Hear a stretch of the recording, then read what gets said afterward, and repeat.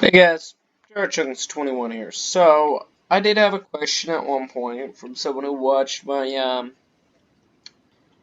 EMP series. They asked why I use the specific weapon set that I do for my SF build. This guy right here. This guy right here. The guy that you guys are seeing. So as you guys can see, I'm going to run down all the weapons. So first we've got our pump action Mossberg shotgun, our double barrel shotgun, and our sweeper shotgun. Then we have a 50 caliber. You guys know all the sniper rifles. We don't usually switch those. We have our H&K rifles, suppressed, unsuppressed, armor piercing, blah blah blah, H&Ks. Again, you guys know all of these, or you should. And we have our double action, our taser, our flares, etc. The big question people had was, why do I only have 3 shotguns? Why do I have the pump action Mossberg shotgun? So, I'd say we're about 5, 6, 10 yards. I don't know. Let's see. The wall's probably right about there. So, what is that? That's like...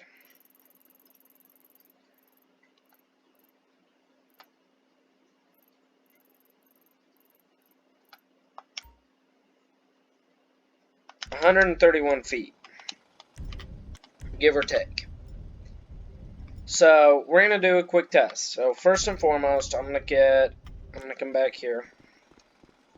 Line ourselves up with the car. Okay, we're lined up with the car. So, that right there is a grouping I already did. So, as you guys can see, the center blocks are a decent size. I'm not going to bother giving them an estimate. I said 2 to 3 inches long. About 1 to 2 inches tall. Give or take. These are roughly what I would consider the target area on center mass. AKA your heart and lung area. Where you want to hit to disable the target. As you can see, the sniper rifle is of course going to be the most accurate. I'm zooming in. But we're going to give them a test. So we're going to come down this way. And we are going to test out our double barrel shotgun. 2 shells. Look at the spread. Not good at far range, but if I get up close, like right about there, that's devastating.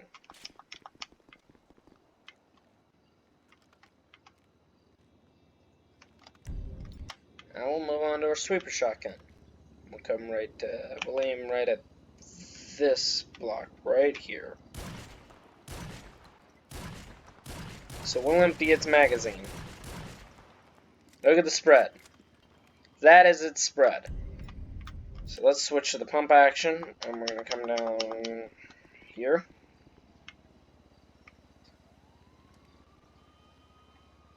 Yeah, we're going to aim for that one right there.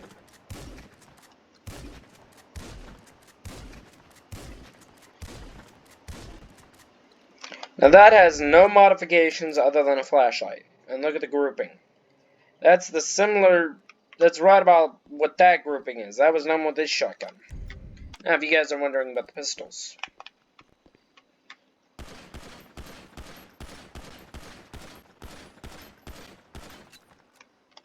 Nice tight grouping. Let's switch to this one.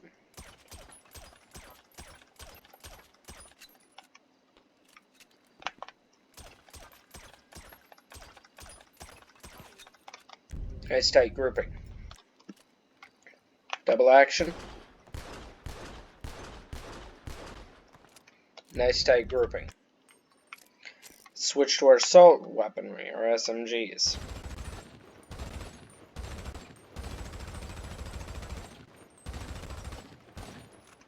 As you can see, it goes upwards, which is normal when you fire anything on fully automatic.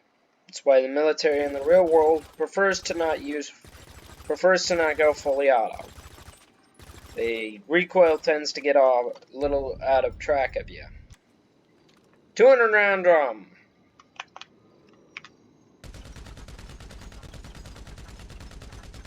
Look at that. I am aimed, downrange, I'm firing. And as you can see, it is all the way up. Not bad if you're suppressing fire. Here's our armor-piercing rounds. Which, by the way, should go right through this wall if we're talking graphic. If we're talking realistically here. Pretty accurate, pretty accurate. Of course, we're going to switch to our rifles, and we're going to come down that way, and we're going to take aim here.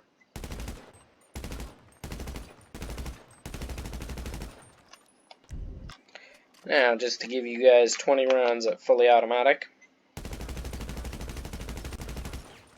Look at that tight grouping.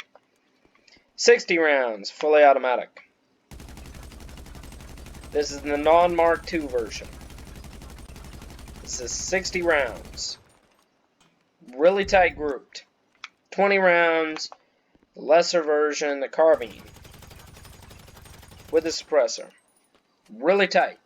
So as you guys can see, that is why I use this specific turnout. This is what I would assume the military would issue a bunch of soldiers. These are really accurate, really nice. Versatility. If I was being realistic, I would spawn in a Mark II version of this with slugs. I'd go with a slug, a 1-ounce armor-piercing slug.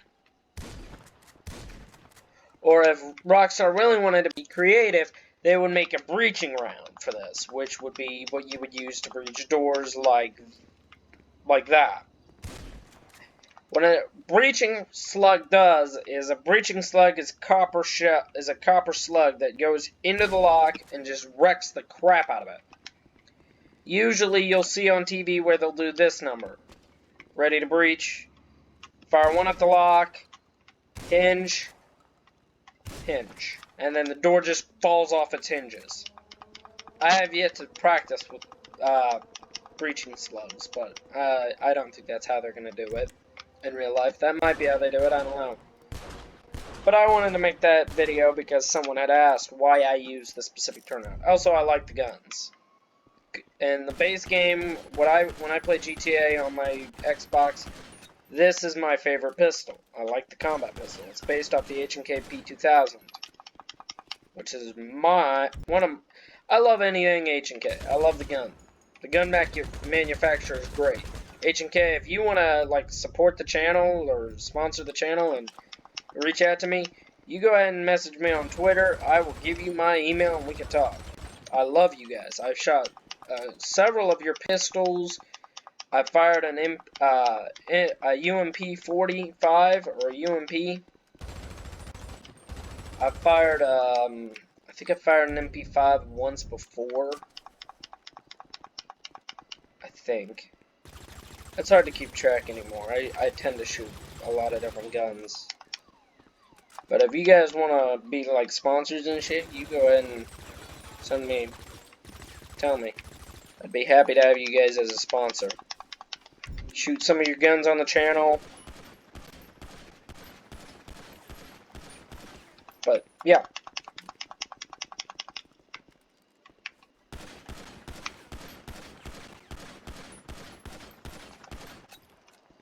Just really quickly wanted to shoot that video for you guys.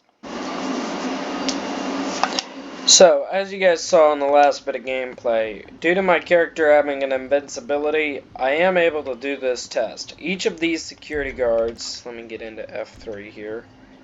Actually, F9, I need to go into object spinner mode. Okay, this way they don't shoot at me. So as you can see, each of these security guards has 500 HP. There's no armor on them at all. It's just 500 HP.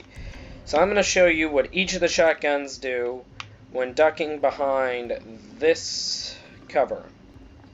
I'm going to pop out and come out of cover just long enough to fire a shell at each one of these guys. Actually, I might want to find a better place for cover.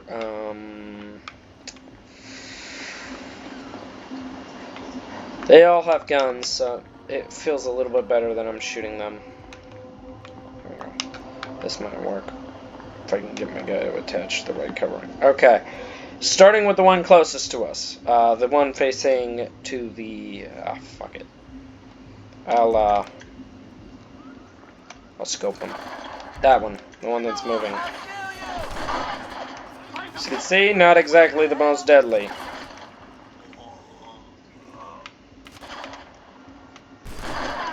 Took 4 shells to take him out. Next, we're going to use this guy. 1 shell took his ass out. He was a little bit closer. This guy's using concealment and cover, so it might take more than 1 shell to take his ass out. Nope, 1 shell. You can see, that is what it does. I prefer to use this if I'm going with any kind of range. The double barrel is really nice just to get really close. It's compact, it's small. It's really easy to just get up behind someone and go boom. Put 2 shells right in them. I mean, look at the close grouping on that. I was standing right about there. That's usually what I engage with when I'm using a shotgun. This is just fully auto. Just really nice to be able to unload 10 shells like that. That's me holding down the trigger.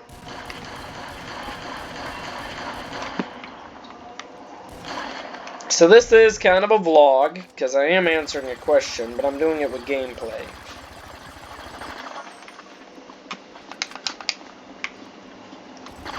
I hate trash cans.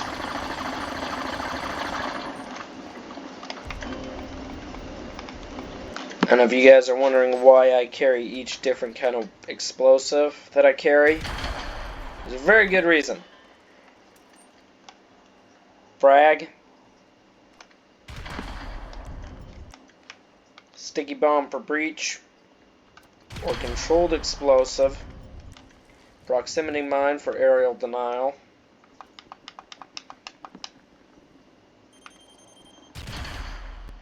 I have invincibility and no ragdoll. And pipe bomb gives me a good explosive that I can hold on to, and the minute I throw it, it's ready to go. Tear gas, or to make the people come out to me, or just obscure their vision. Molotov cocktail. I guess the pipe bomb also is really good for causing a fire, but that's why I have Molotovs. Jerry can, just to burn shit.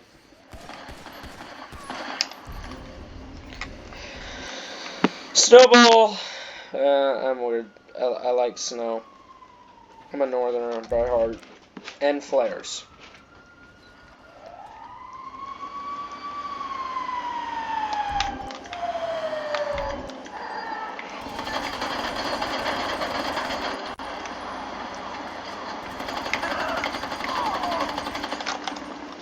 So yeah, that's the video.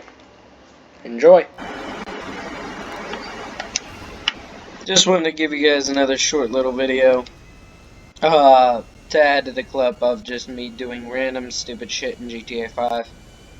I just blew out the engine on this Luxor.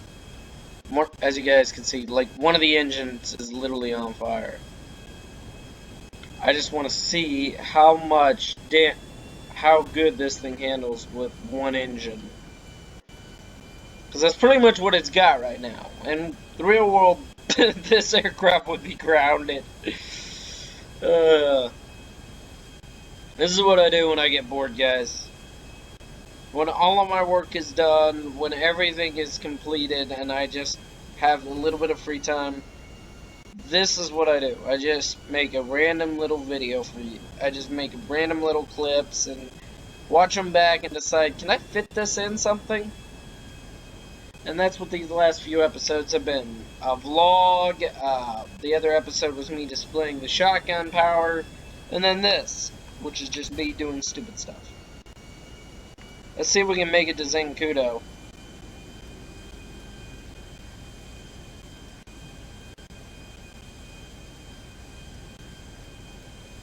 Not bad for a damaged aircraft, for a crippled aircraft. I'm getting about 120 miles an hour.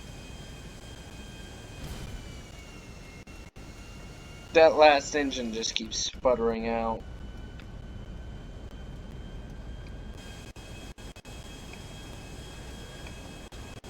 FYI, I did shoot the pilot of this aircraft.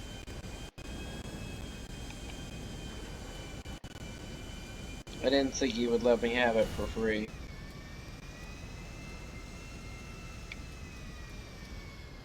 You are flying in restricted airspace. Turn around immediately. I need to emergency land.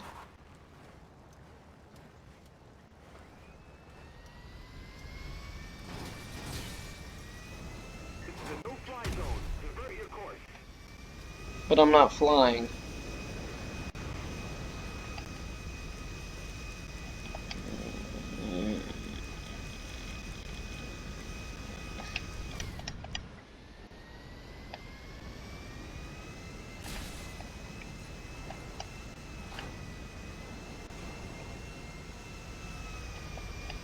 And now you see why even Delta won't hire me.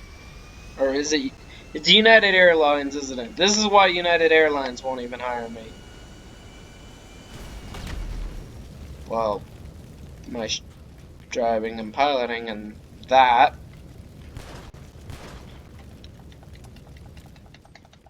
Oh, now I need an aircraft. I'll get back to you when I get an aircraft. Hey guys, so what we're gonna do now is we are gonna put the auto repair function on this aircraft.